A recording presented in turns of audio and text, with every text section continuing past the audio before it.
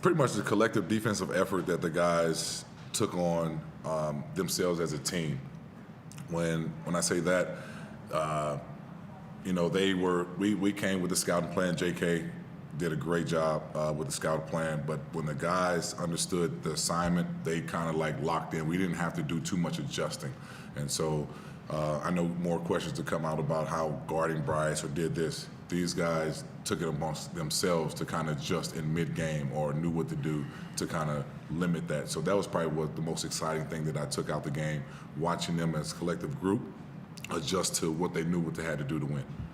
You obviously held Bryce to 13 points on 5 of 16. What was the key to making sure that you don't get lost into just guarding Bryce and making sure that you did have schemes that guarded everybody as well? Our primary defenders is Swak and Davo on Bryce, but we wanted to make sure anybody else who caught the ball get a lot of attention because we know that they're looking for Bryce or they're looking to find ways to get him the ball. And if we gave them attention like we normally give Bryce, then it kind of hopefully frustrated them a little bit. And so that was one of the main takeaways from our scout that, hey, if Windler or Henshaw or somebody catch the ball, please get all on them because we want to make sure that it make it difficult for them. How much will you refer back to this game as a game where you can say, look how well we guarded, look how well we ran, and look how those two can complement each other? I think we'll look at it as a big piece of where we're going and transitioning and see how, like, at the end of the day, what we talk about in practice, what we try to emulate in practice is actually working. So the proof is in the pudding, and I tell these guys, I talked to them about this week about their hard work that they put in. I know we all as basketball players and former basketball player, no, shut up, Trey.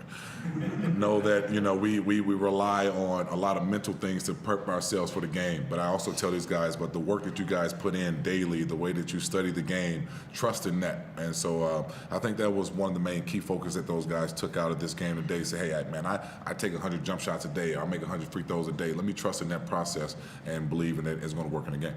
Trey, I don't know if there's been a game with a higher scoring rate than this one as far as points per possession.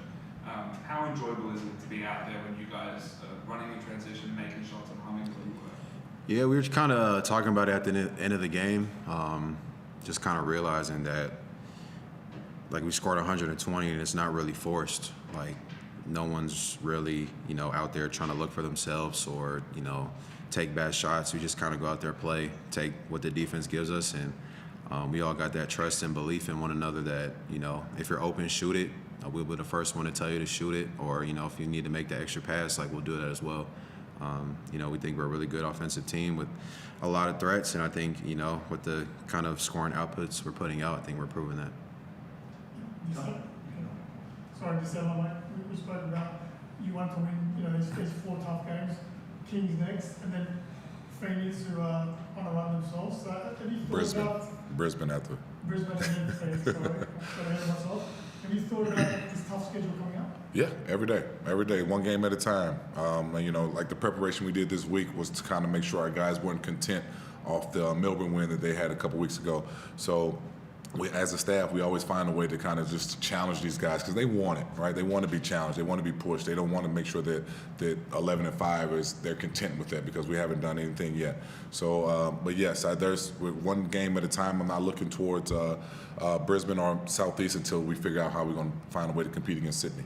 And personally, was that your family that was out there? Yeah, my mom and dad and my daughter made it. They got here Saturday, so I was very excited for them to be front row there, and daughter gave me a high five. She pays attention to the game as much as she can, but at the end of the day, it's good to have family back and just go home and be able to talk to somebody. Mum and Dad have any tips during the game? Any comments from courtside? No, none at all. I was on my best behavior, you see? When mom and dad is in the town, I'm on my best behavior. So I might have a little pictures of them in the seat for the next, when they do to leave. So, hey, it kind of remind me, but no, it was good to have them there. So, JT, you speak about family over there, but it's actually been a long time since you came here. You came here on a little bit of a sniffing opportunity. To have family come now when you, as a head coach, with a franchise, with a club, to have built something done to show them a packed house, absolute sellout. Yeah. That must be cool. Like, beyond just family coming to see what you're doing, but to see what they're actually doing with what was turned on. It is. It is. It's mostly for my daughter, right? At 10 years old, to show her that at the end of the day, you can do and achieve anything that you want. You put your mind to it. So her coming all the way across the world and see her dad having some impact on the team and in the city and the country in general. It means a lot to me. My mom and dad are just proud of me no matter what, but it's just building confidence in her to let her know that, hey, whatever you want to achieve, whatever you want to do, believe in that. So, because dad is doing his best to, give you that confidence. And Bryce, at quarter time had 13 points, then 3 scorers. Was there something said after the first quarter? Was there an adjustment made or a reminder given to go from 13 to zip? No, it was just actually letting Davo and Swanee and the guys behind them, catapult them to like, hey, we got your back. Just do what you need to do. We know that Bryce is like a microwave. He's cooking right now, and so and it's great to see as a fan, and when we watch him. But when we're playing against him, it's still we want to make everything difficult. So if he ended up with 40 and we had a 20+ win, we're still here tipping our hats off. But hold somebody as exceptionally great offensively as Bryce is. It's kudos to the team. Coach, there doesn't seem to be a lot of ego on this team. I look at Trey, and he had career high 30 round 2, career high 31 today. But other times he's quite happy to play the role and have 2 or 5 shots from 12 points. So how do you achieve that, having so many exciting pieces, but be willing to bury their ego when required? It's a great thing. You guys don't see ego, but I do. It's exceptionally great egos, though. It's not like I'm better than you ego, right? It's all of them are great, confident in what they do well, and I want to make sure that I keep building that up in them and see how it formulates into the team. And so I don't want everybody to feel that they can't or should not do something, but I want to know whatever you do well, make sure that it complies within the group. And so it's and they understand that, and they know they make mistakes, and I'm okay with it, and as long as it's not consistently. And knowing that when you do take out for a mistake, that I believe in, you're going to go back in. So it's a trust factor from both sides. Just a bit on Tyler. Made his 400th career three-pointer, so it must be special for him. I'm sure Tyler's extremely happy because when he heard 400, he shot the next 4 threes. So he tried to get the 4-4 real quick, but that's T-Raw for you. T-Raw Bean. We got Tyler Bean. We got Tyler Bean. We got Trey Bean, which is 2 guys who are, in my opinion, are the best backcourt in the NBL. So, but no, T-Raw, congratulations to him. Well worth it, and I know we're going to see pretty much about 400 more. As you mentioned, Jess, Tyler was fantastic today. How would you assess this for the coming up? He's coming up against Xavier Cooks, who's also a star. How do you reckon these boys like Trey Kell, Harvey, and Icky will put this similar game plan to these boys?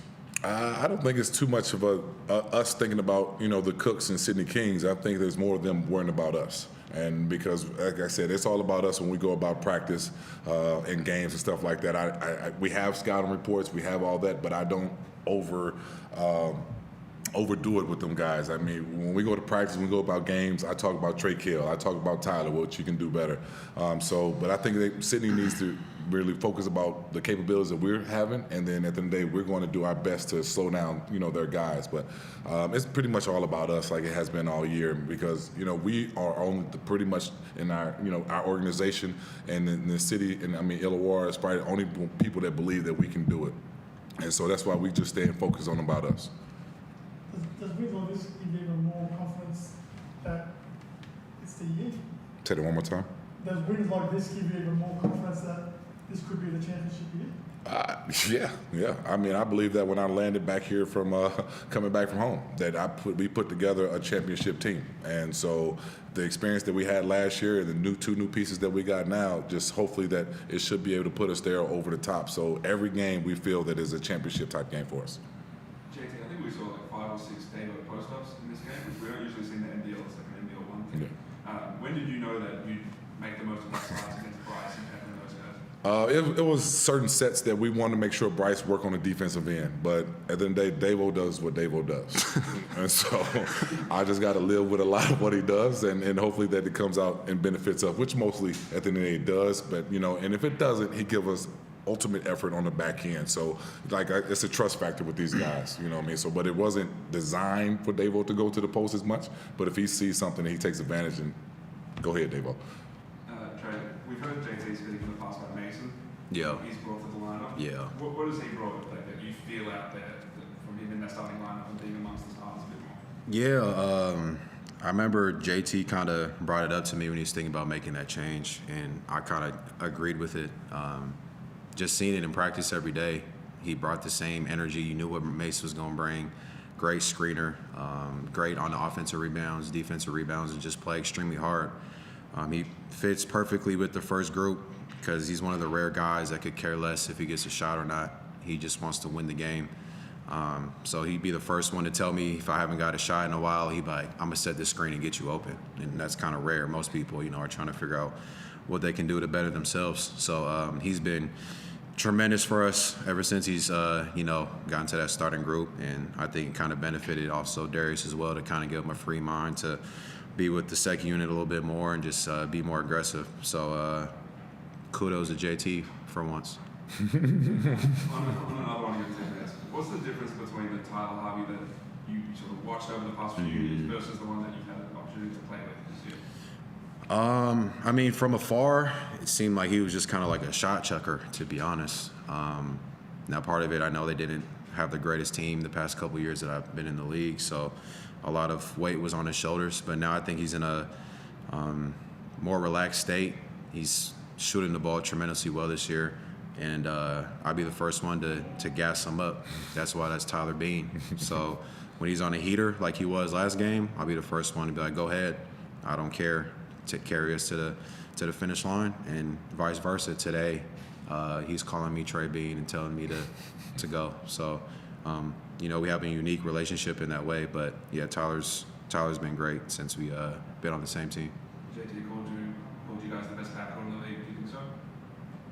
I'll let JT say that.